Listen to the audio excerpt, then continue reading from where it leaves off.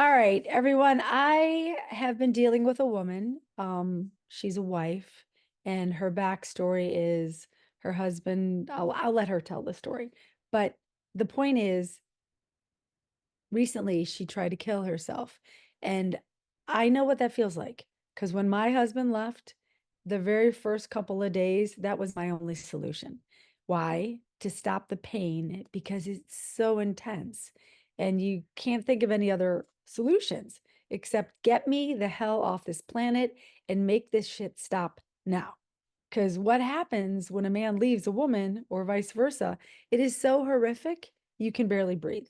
And for those people who it hasn't happened to, they don't know what that feels like. So, but the point is, in those moments of despair, the hope is that you don't do that, because if you do, you're basically quitting the greatest challenge that God ever gave you, to be a human and to face the bullshit that comes into your life, because it's like a game of survivor. Stuff is going to happen to you and you're going to be like, wait, what? No, no, no, no. And this kind of thing is just horrific and you want to quit.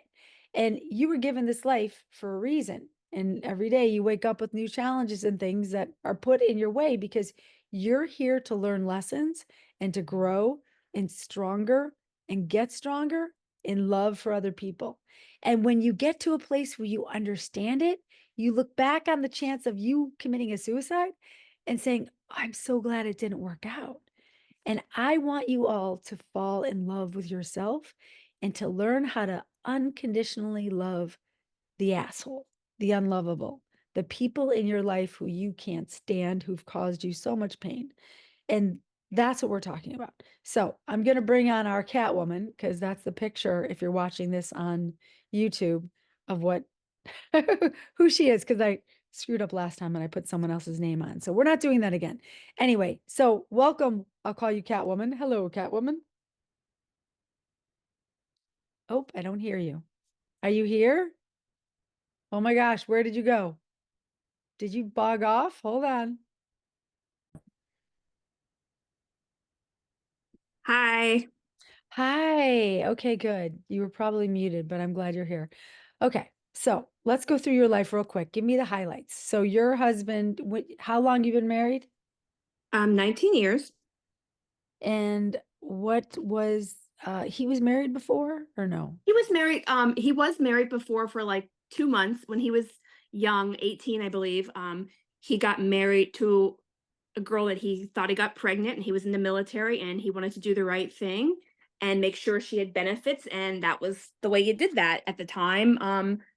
And then she said, "Oh yeah, not pregnant, sorry." So that was the end of it because he didn't love her. Um, Okay, yeah, that happens.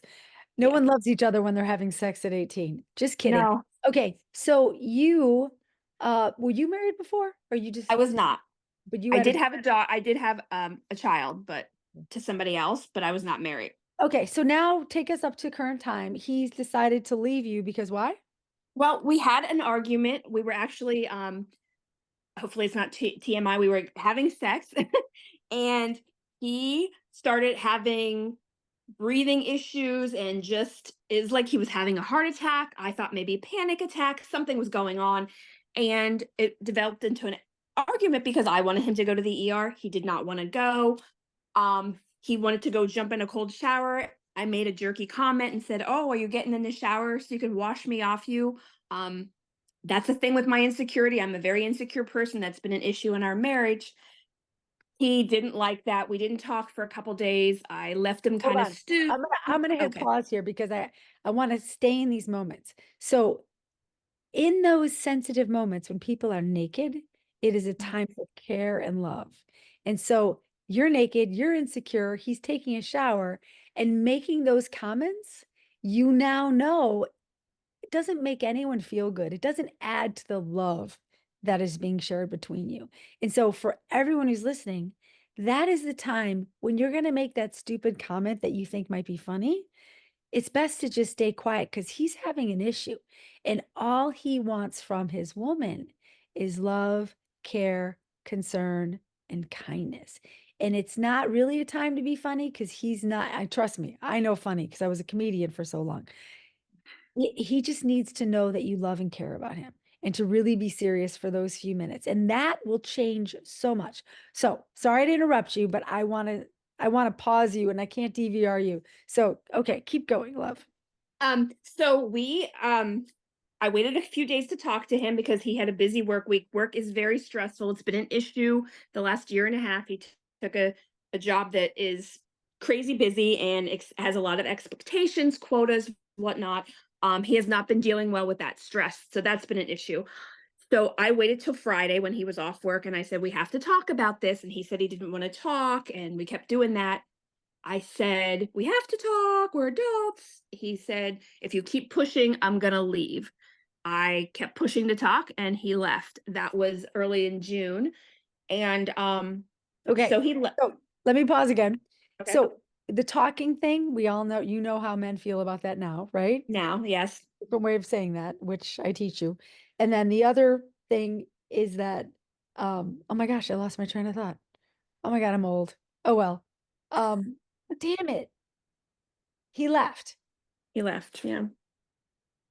And in that moment, he's letting his ego run his life. Do you, Yes. do you see that? Yeah. And he had also been struggling, also, like, I want to go back and say he was struggling with some ED issues as well. And he's had a really hard time dealing with that. And that's kind of all encompassing to that moment we were having sex, and I did make that joke, but I thought maybe that was he absolutely was losing his erection again. Sorry if that's TMI, but No, it and I happens all the time. and I thought maybe he was kind of faking it, so I didn't know that was going on. We always know, us women, we're not, I don't know if they don't realize that we know that, but I in that moment I kind of thought that was his way of deflecting that situation too. I really didn't know, but so yes, he left. He wouldn't communicate with me. I'd send him a text. I said, I hope you're okay. I'm sorry. I miss you. No communication. He did not talk at all to me. In fact, Father's Day came and he met with my daughter and they had a nice dinner and he told her, I love your mother very much. I don't want to go into much detail what happened, but I'm hurt. I feel like I made a request 4 times. She did not hear me. I feel like she wasn't there for me when I needed her, but he didn't really go into much other detail. But he did say, I love her very much. He still had his ring on, and he just said he was hurt. So she came back to me with that, and I thought, okay, I can work with that. So I didn't bother him. I never reached out and begged, pleaded, cried, never did any of that stuff. At the end of June, I had just found you, but I was not set in stone with the behavior changes that I needed to make. So the beginning of July, I had an issue, a medical issue, small, but I needed a ride to the hospital. I didn't want to take an ambulance. There was nothing big like that. My daughter could not take me. I reached out to my husband via text. He ignored me. I called him on his cell phone. He ignored it. So then I called him at work. That seemed to be the worst mistake I've made, I guess, um, to him, because he didn't answer it. He put me on hold, never said hello, anything, and then sent me a text 20 minutes later. I'm ending our relationship. I will be starting the process of divorce. Do never or never contact me again. And I was like, what the hell? He has never been like that. Right. Okay. So pause. Say that, Eh, say that story. So right here you go, okay, this is really screwed up. And it's not, this doesn't make any sense. And so when it doesn't make any sense, it's nonsense, Nonsense. right? So that's what this is. So if it's nonsense, he's going through a crisis and something is going on. So this is when you switch into gears of what I teach you. But the point is, I just want you to understand this isn't you. This is something that he's going through. And his care and consideration for you right now is turned off. And it's Right. bewildering because he promised he'd be there. And Yeah. that's what's so horrific to our brains to go, but it doesn't make sense. And that's why you know he's in a crisis, but it doesn't last. And doing the right things right now to get you through these next couple of years, whether he's talking to you or not, doesn't matter. When he shows up, you're, hi, oh my gosh, I was just thinking about you 5 minutes ago. It's that whole thing. But for Yeah. now, you got to leave him alone and you have to keep your shit together. Mm. Sorry, I said shit. It, I've You said have to worse. keep you have to keep your crap together and you have to grow stronger in yourself because you're being tested and you Yeah. can't fail because you've got kids. and you've got a long life to live. And if you get through this crisis on your side, you're going to be like, I can do anything. I don't want to say life is easy, but everything else that comes in your face after this, once he comes home and everything gets back together, will be so easy compared to what you're doing right now. So this will be the worst you have it unless your daughter dies. That is worse than a husband leaving, which is horrific. Let's pray for that not to happen. Okay, so keep going. Sorry, I cut you off. Okay, Or so I want to go back and say one thing that he did say to my daughter when they met at Father's Day was he was just doing things for himself at that point, which I thought was a kind of a telltale of a midlife crisis sign. right, selfish, selfish, selfish. Me, dance. Okay, yes. Yeah. So I had reached out to you after I had called his work and we formulated an apology letter. I sent it and then he responded back to me. I told you never to contact me again. Um, blah, blah, blah. Just basically don't ever contact me. Don't contact his work. Don't reach out to the people that he works with. Don't call his employer, all that stuff. And so we kind of just sat with that. And then I started to get more into the things of your program, really delving into the videos. And um, I watched a couple movies. I started the Queen's Code. I read The Power of Patience because I have no patience. Um, yeah, so I got really into that. And then the papers, I saw that he filed for divorce. I never actually got the papers still to this day, but I knew that he filed because I had contacted the local courthouse and you can kind of look online and see if someone files a divorce complaint. I knew that he had done that. My neighbor had come over and told me he got on Facebook, which my husband hates Facebook. He used to have it years ago, got off it. So I was kind of concerned. I was like, okay, this is so different. And then my daughter met with him again and said, Dad's eating fruit. And which doesn't sound strange to normal people because fruit is wonderful, but my husband detests fruit, always has. He's just, unless it's in a pie, he does not eat fruit. And she's like, yeah, Dad said the only thing he ate today was fruit. And she's like, something's weird with him. Okay, And so let's go. Okay, again, I'm pausing. That is part of it. That is a symptom. When the man you are loving went from wearing t-shirts with no like neck, suddenly he's wearing, V-necks or polos or something different. And then Mhm. eating weird things. He never had fish. Now he loves fish. What? It's almost like, yeah, it's like little secrets for you to know. I'm not who I was. It's Yeah. great he's eating fruit. It's much healthier, but something's going on. So keep going. So I had reached out to his friend, and his best friend had told me that he knew John, my husband John, which it's fine. There's a million Johns out there. Yes. Um, he knew that he had filed, but he didn't really have any details, which I think is probably a lie. But he said he knew that he had reached out or he had talked to a girl at work. Now, they don't work in the same state. It's a different state, but they do have to, they have Zoom meetings with coworkers and they do talk and ask questions like, how are you getting this done? Help me with this. Um, and he would have had to reach out to her because his particular parts manager left during the time that he moved or he left me. So he had to be in contact with her to find out how to do that guy's job. Nevertheless, that was a red flag to me because his friend said he was talking to her about what he was going through, the divorce, because she's going through a similar situation. That's so unlike my husband. My husband doesn't have female friends. He doesn't talk to other women like that. So that was a red flag to me. I did tell my daughter that, and my daughter did end up asking him about that point blank. And he said to her, he's not a liar, but he could be because he's in a midlife crisis. He told her, absolutely not. He actually can't stand this person, that girl. So I'm not really sure what to believe there, if there's some kind of little emotional affair with her. I wouldn't think she would be interested in him. My husband isn't in his best shape. He's kind of he's gained a lot of weight since he took this job. He hasn't really been taking care of himself. Um, Okay. Okay. I Yeah, really don't we're know. not sure about that. But the point is, men don't leave women unless there's somewhere else to go.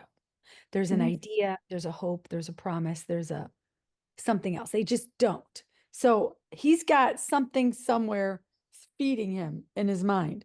And it could be all a lie. I mean, I've had husbands leave wives for a babysitter that they don't know well, but they think they're going to get her. They're just gearing up to be ready, but it takes over their whole mind and they fantasize about it. So a fantasy can be just as stronger as a real horse face. Gotcha. Um, so there was that. And that he financially cut me off in September, and I was shocked because he's I mean, we still have no communication at this point. I've never gone and begged him, pleaded. I know we were going to do a letter to him when I got the divorce papers. I never got them. They did bring them once, and I wasn't here. I was working because I work in the evenings, and they never came back, and then they were returned, and I've never seen them since. So no idea what's going on with that. Okay, Where so I Oh, go ahead. okay, go on. No, because you Um, what happened with the money? How did he financially cut you off? When did that happen? so his he was having his paychecks come into our joint account, and he stopped that. Who pays the mortgage? Um, well, I pay it, but with our money. And if he doesn't have money going to the bank account, who's going to pay them? Where's the money going to come from? I don't know. That's the problem. Does your daughter live with you? No, she's married and has her own home. Okay, can you afford your mortgage? Okay, so I wasn't sure I could, but I can. I do have a new job coming that would be good. I did have to file for spousal support too. I did go and do that because he won't Good, communicate with me. good. And he's in the military, right? He's not anymore. No. Does he get a pension from them?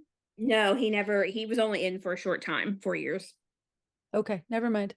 Um, when that happened and he cut me off financially, I was so shocked. That's what sparked the suicide. I just completely shut down. I stood up. I passed out practically.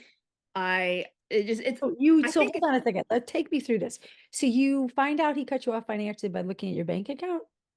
I actually called the bank because I had been calling them. I was worried about this for a while since he left. I've been calling them every 2 weeks on a Thursday because they could see what was coming when the direct deposit was going to hit for the next Friday because he gets paid every other Friday. So I had been doing this for several weeks because I was worried about that. But I didn't know he was really going to do that. And so when I found that he did, it just so happened to be, a couple weeks prior to the rent being due, and I just couldn't believe it. I'm like, how am I going to do this? Because I was working only part-time and I had gave that up because I had a new job coming. Yeah. And Hold on a second. okay, So you did exactly what I teach you not to do. What you think about, you what you bring about. bring about. So by you calling the bank every week expecting this to happen I and made worrying it happen about it, probably. you made it happen. And a lot of people are like, well, if I wouldn't have done it anyway, he probably would have done it anyway. It's like you don't know that. But when you put your energy into thinking about something like he's gonna get married to his horse face, he's gonna go this way, he's never coming home. You think all that stuff, you're gonna make it happen just with your own thoughts. And that's Funny the thing is I've watched that video a million times and I thought about that for like when I was thinking about he's never going to come home, but I never put that with the bank situation. I never even thought of it that just being honest. I know because our brains because he's in chaos and you're in chaos. And you've Yes. got to get control over you and what you're doing every day, every minute. From morning till night, from the morning you wake up till the time you close your eyes, you've got to know what you're doing all day so that you stay focused on you first and let him go. But keep going. So tell me about what happens. So I just started panicking. I had kind of had a plan in my mind. I'm a pretty much of a chicken shit. So I'm never a person that would take pills or guns. We don't even have guns. I had made up in my mind that if I would ever do this, and I started thinking about it when he left me, this is how I would do it. I can't take the car in the garage. Our garage is a little too small for that. So I read about a lawnmower, leaving a lawnmower running and being in the garage. And I thought it would be this peaceful sleep I would take and never wake up. I wrote him a letter. I wrote my daughter a letter. I did know enough not to send my daughter the letter because she checks her email all the time. She's 24. That they're attached to their phone like crazy. So I knew not to give her that because then I knew that somebody could stop me. I did email my husband his letter because he's not an email checker. He checks his email, or he did check it like once a day at night, unless it's his work email. So I didn't send it to his work email. Sent them both a letter, went in the garage. I had previously already made sure there was plenty of gas. Um, I got had a gas tank full of gas. I taped up the windows with brown paper. So, because we live on an alley and people could walk by, I wouldn't want anyone to see in there.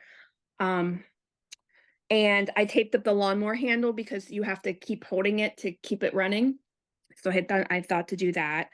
And I just went in there and prepared to die. Well, how from the moment you found out about the bank thing, how long did all this stuff take you?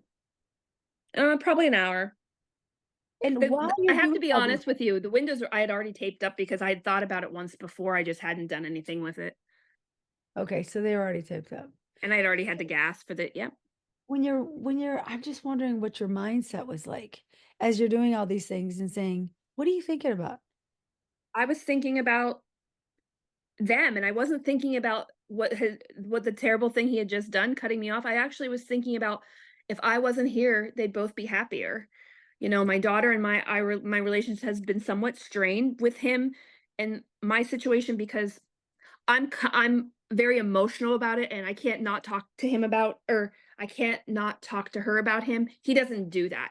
He has not really put much out there about me or anything. He's never even asked about me to her, so he's not bringing that to her, but I have been, and I know it's wearing on her, and I know it's not good, and I but I don't have a whole lot of people to talk to, and I just felt in that moment I would be better off. They would be better off without me because I couldn't bring anything to the table. I wasn't that same sweet, loving woman I was a couple months ago. I was devastated and I didn't know how to get through that. I didn't know how to get over that. And I just felt sad. So, did you when you were because I'm always very curious about this and I've never recorded this call and I want people to hear what it's really like because you're not thinking about tomorrow. Yeah. Like, how will your daughter really feel now that you're not there to support her? I didn't think about that. I thought she would just be, in my mind at that time, I thought she'll just be happier, you know? How will that little cat feel that you're not here either? I know, and that's funny. I thought about the cat in my letters to both of them. I gave them like directions on how to take care of the cat because she is elderly and she needs fluid therapy every week and medicine. And I thought about everybody else, but I didn't think about myself. But I actually really didn't think about everybody else either because if I'd thought about that, I wouldn't have done like that for my daughter. That was never going to be an answer that was ever going to bring her any kind of happiness. It was only going to bring her sadness. And for a living, my daughter is a coroner. And so if that doesn't make you think too, and she had said that to me later, like every time I see a body now, mom, I think about that with you because of that. And I never thought of that. Mm. You know, and it's heartbreaking. Like I think about it now and it's heartbreaking to tell it. It's heartbreaking to think about that I was in that position based on, you know, I never thought I was going to be this woman that I always felt sorry for people. I've known people that have killed themselves and I always thought, "Oh, why couldn't they come talk to me or talk," you know? And yet I felt so alone because most of the people that I talk to and have been talking to about this have been losing I feel like lessening their support for me. They're like, "You just have to get over it, do your own thing." But it's so hard when you're in that to feel any of those things. It's so hard to have common sense and have a brain about you when you're feeling so much sadness and so much failure and just terrible things about yourself that you can't see a straight path, you know, if that makes sense. Huh? It was interesting. Like, how many days earlier had you put up the tape? A month earlier, Lori. A month earlier. Oh, is it I had still thought up? about I had thought about it. It's no after so after when this happened and when I went in there, I began to get very sick. After a while, not right away. I stood up, I fell down. I remember Okay, falling and so my hold on. Tell me. okay. Okay, so let's go through this. So you're in the garage by yourself and you turn on the Yeah. lawn and all the doors are shut. Then what happens? Well, it took so I didn't feel anything for the longest time except the air was thick as far as it was stinky. It was probably like an hour. And then I went to stand up. I was sitting in a chair and I went to stand up and I fell on the floor. Like I got really weirded out. Not weirded out, I shouldn't say that. I was very lightheaded and I think I was starting to lose consciousness at that point. It was probably over a little over an hour actually. Um and I dropped my phone. I remember that. I fell on the cement floor, and I remember thinking, "Oh, great, spiders and stuff are gonna crawl in my hair." What I thought. And I I began feeling really, like, heavy in my chest. My chest began to hurt, and then I panicked, and I said, "Siri, call 911." And that's about all I really kinda remember at that point. I do remember someone breaking the door down to come in. I never talked to anyone from 911. I guess they just had a my phone number, and that's how they came. It so happened the guy that broke the garage door down was my mailman. He actually was an EMT on the side and happened to be the guy that came, which was crazy. Um, and I remember in the ambulance, they called my daughter and she was sobbing. And I remember hearing her sob and cry. And I just thought, oh, why did I do that to her? Like, you know, it was terrible. And then getting to the hospital, they told me that they would have to lifeline me to another town, about 2 hours away in a helicopter so I could get treatment. I had to go in the hyperbaric chamber, because they were worried about long-term damage. Um, I think that maybe is when it really sunk in, like, this is serious. Like, what was I thinking? And then even part of me thought, well, you know, you should have done a better job, and then you wouldn't even have to do all this. Like, I still doubted myself in that moment, but it it just was so unreal that, like, I'm being lifelined in a helicopter, and because I tried to kill myself, like, it just didn't really seem real, you know? It still doesn't. To say it, I feel like I'm talking about somebody else. It just doesn't. I can't believe that's what path I chose that day. It Yeah, and it has changed everything. I they 302'd me, which meant that I had to stay in this other town where I had nobody in a psych ward. Um, Unwilling, I didn't want to be there, but I had to stay there for a week, and it was a really horrible experience. Why? The people there were Crazy? chaotic, crazy. I got kicked. Some guy kicked me. I have a bruise that's still healing on my thigh from being kicked so hard from some man that was having a mental breakdown. It didn't feel safe. Um, I felt like my family turned on me a little there. My daughter had called me, or I had called her. They take your phone. You can't have a phone, but you can make a calls there. And she was screaming at me. And the psychologist had told me there, people deal with this. The family members deal with this in a different way. Some are very sad, but some are very angry. He said, I think she's angry at you right now. And he said, I know it feels like she doesn't love you. And and it did. It felt like, well, why didn't I do the better job at this? Because see, she's just mad at me anyway. She hates me. And my husband never called to check on me. I guess he was getting information from my daughter. Um, but I felt like he didn't even care. And then I come home finally. She wouldn't come pick me up. She thought I should stay in longer. Um, she didn't want me to be released. I found out she was talking to my mom while she was in there, or why I was in there. My mom I've been estranged to for many a years because she's certifiably is crazy. Um, and she had told my daughter a bunch of horrible stuff about me, or things that she thought about me. And I did talk to her one time there, and she said, "Well, I guess you're happy now. You made everybody worry. I just tried to kill myself, and that's what my mother that I haven't spoken to in 15 years is saying to me." It just I don't know. It it was a wake-up call, but I felt like I had nobody. So I had to get a ride home. They actually sent me home in a limousine, which was nice, and it's 2 hours away, so I had a limo ride to come home to a house that my husband and daughter had taken all their belongings out of. My husband physically took pictures off the wall that were just of him and my daughter together, because I had, like, a collage going up the steps, and I had, like, pictures of the 3 of us together, and then picture of me and him, and then pictures of him and her, and then pictures of, just different pictures, and he took all the pictures that had just him and her off the wall. I came home to empty drawers, empty closet, and I didn't have that before because his most of all his things were still here. Well, he took it upon himself when I tried to kill myself to clean out his house, or clean out the house and take all his things out, which coming home to that after what I just went through was not easy. Not easy. I'm still having a hard time with that because I don't know if I should take, pictures, our wedding pictures down and put them away because I'm mad now too at him. I'm like, that's so cold.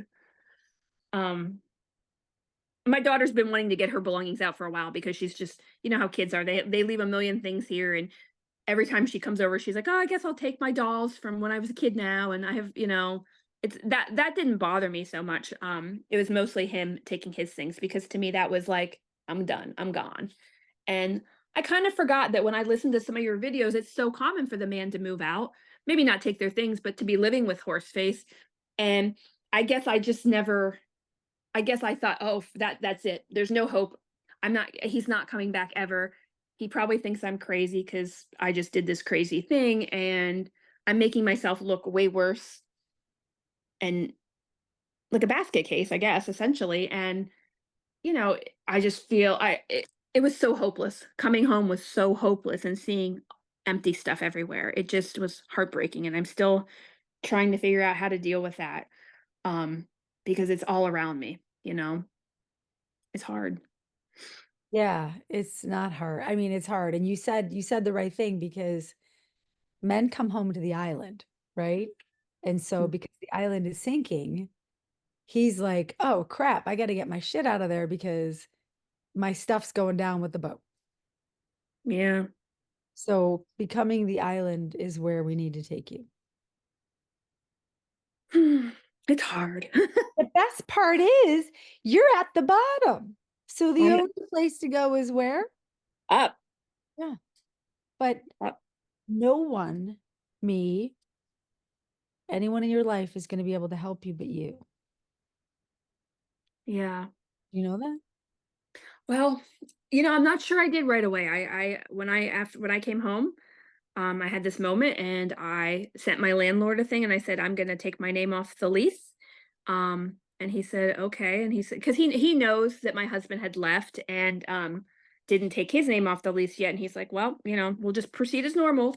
But I just had a breakdown and I got in my car and I was thinking, hmm, do I kill myself? How am I gonna kill myself? Because now I have no options. I can't even own a gun now, which I wouldn't do that. I just hit bottom again. If I already wasn't there, I dug a hole and made a different bottom. It I went and lived in my car for a few days, and Why? I don't know because I was afraid because I couldn't pay the rent here. My husband took all the money. I and I But didn't know what I was you gonna do. but you can pay the rent there now. Well, Yeah. So let me ask you a question, because it sounds like how long have you lived in that place? we've lived here for 5 years. We never planned on staying here. We moved here to be closer to my daughter's school because she was so involved in activities. And we're like, okay, we're gonna get this house, and then we'll. We were thinking we would move out of state, and we just never did. So So yeah, you got a job someplace that's like an hour and a half away from you or something? No, I'm actually. I have a job. I know what you're talking about. It's. I'm supposed to be starting. I was supposed to start at the hospital here, but I kind of had to because all this stuff happened. I kind of prolonged it, and they've given me another. They told me like I told them what was kind of going on, and they said, "Okay, we're gonna push your start date back to so I won't start till next month." Okay, good. Where Unfortunately, but they give me another chance, so that's good. I did reach out to the landlord and said, "I don't wanna change. I don't wanna." I actually even went to my husband's work and turned in my checkbook, my key to the house, and his credit card because I still had a credit card of his, a Lowe's card, and that's when he you were leaving Earth. yes. Okay, so we're not leaving Earth. So question for you. Where do you want to live? I I wanna stay here at the house why? because all my things are here. It's home. There are memories, but I'm having to work through that, but it's the easiest thing for me. Okay. Okay. All right, Yeah. then stay.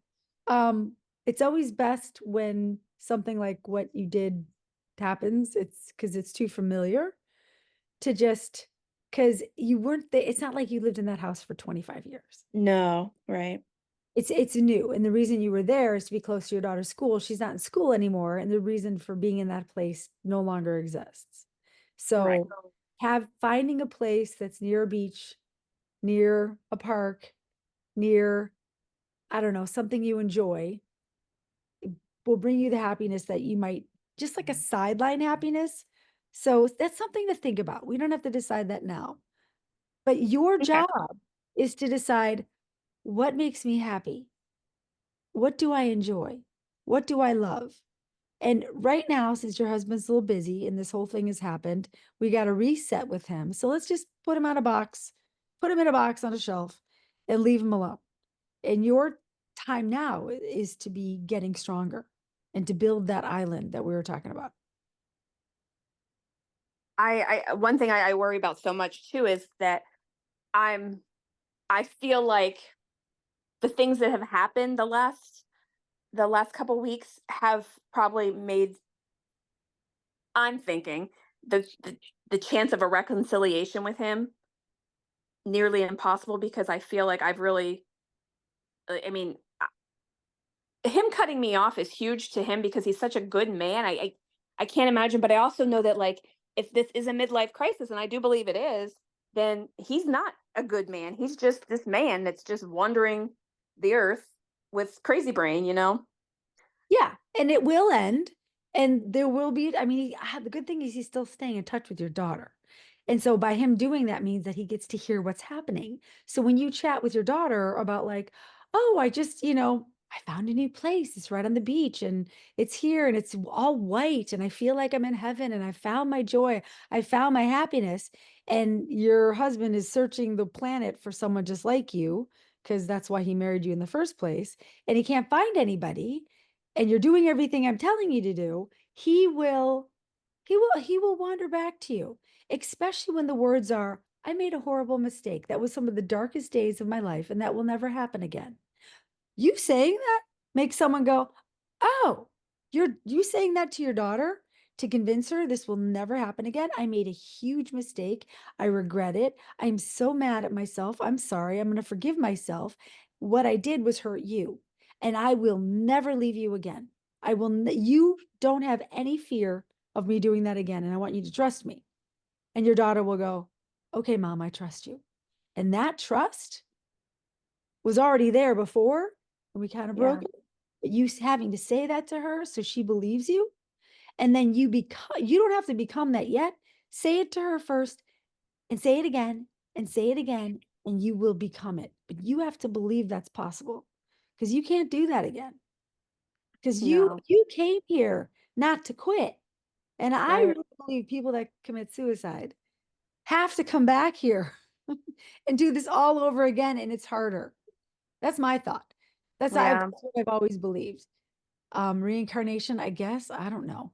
But if you quit, you came here to learn some lessons and to do things.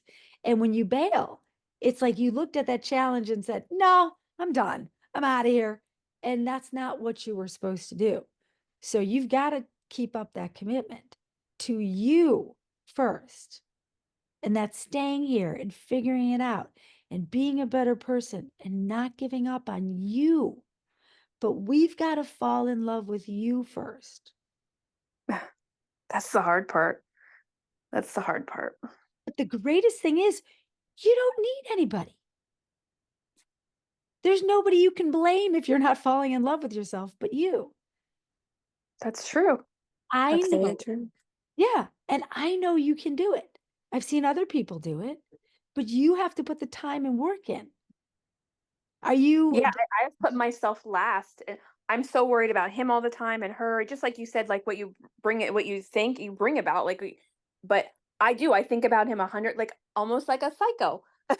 And I know that's not good for me, and I know it's not changing anything with him. But I have cannot understand why he won't even speak to me. And like, ready? Here, let's talk about it. He's crazy. yeah, What if you do believe in God?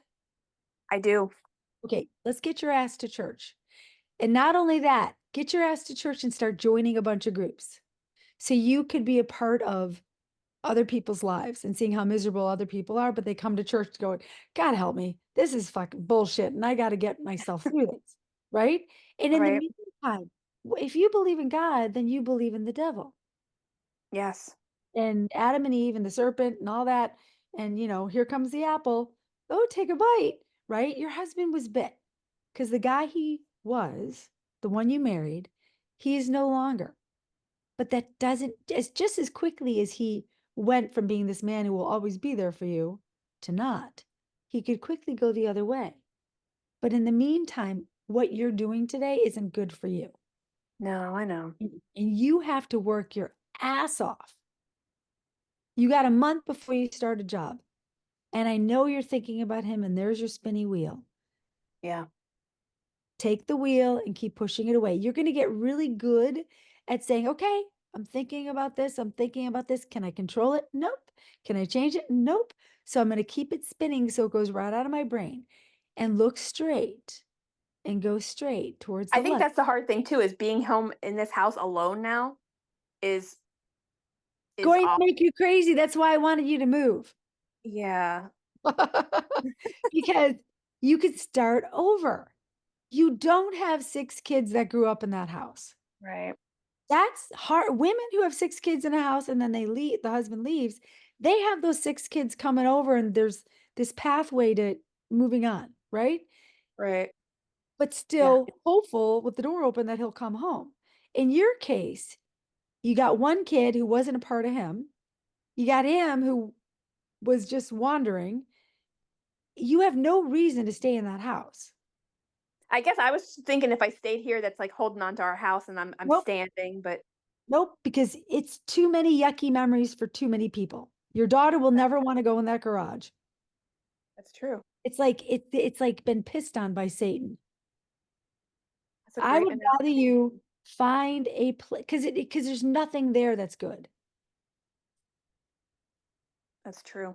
I didn't think about it like that. I want you someplace good. Let's start looking. Maybe do that over the next week. Go out there and say, where's a good, like find a place that's like near a field, or you've got to figure out first, what do I want? Map out your future. Get a giant poster board and find magazines from like doctor's offices and pull out stuff and make a vision board for yourself. You can find videos on YouTube how to do that. And that's what we're doing. What take out pictures of what you want your new place to look like. And so that there's a room for two. Your daughter's not coming home. She might Right. come home to visit, but you can put her on the couch and say, this is a safe place for you, but I'm someplace new. I want you out of that place. It's funny because the moment we moved here, even when my daughter was in high school, she always said this house had bad vibes. And She I felt like believe it that. had bad vibes. We don't know who was there before, and I truly believe that. And you got to get that stuff out. You got to get out of there. You're not, it's, you don't own it. You're just paying Right. rent. Get out. Okay, so listen, I hate to do this to you, but I do have another call. Okay. You're awesome. We will talk later. I hope you feel better. You got a lot of work to do. I know. Thank you, Lori. Pray for me. I pray for you. I pray for all my girls every morning, every night, that Thank your you. husbands come home. And do I see your husband coming home? Absolutely. He was with you for 18 years. Those don't go away in a minute. But he needs to see you working on yourself so that you become the most wonderful person that he could be with.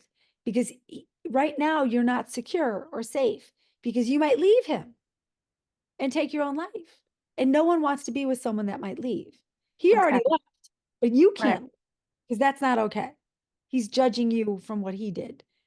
So you have to become that strong, safe, secure island. And I know you can do it, but the devil's poking you and you're going to keep going into the dark and you got to stay in the light.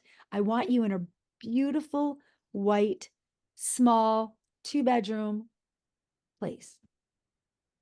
Okay. That's a good location. If you find a really good location and it's only one bedroom with a big living room, do that.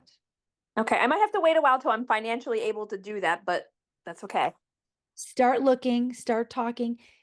Remember we talked about what you think about, you'll bring You bring about. about. Yep. If you think about this, it will come. Okay. See the place you want, it will show up. I believe Okay. that to my core, but you got to get closer to God. You got to go to church. You got to become someone who talks to people who are of like mind too. Okay. Because Okay. obviously your mom's a little kooky and you don't have a lot of friends. Let's start making some friends at church. Okay. Okay. I can do that, Lori. Thank Good. you. All right, Lovey. We'll talk soon. Thank you for All doing right. this. And Thank everyone else you. who's listening, I hope you've learned something. Life is a challenge, but it's yours to beat. Okay, hon. We'll talk soon. All right. Bye bye. Okay, bye, sweetie.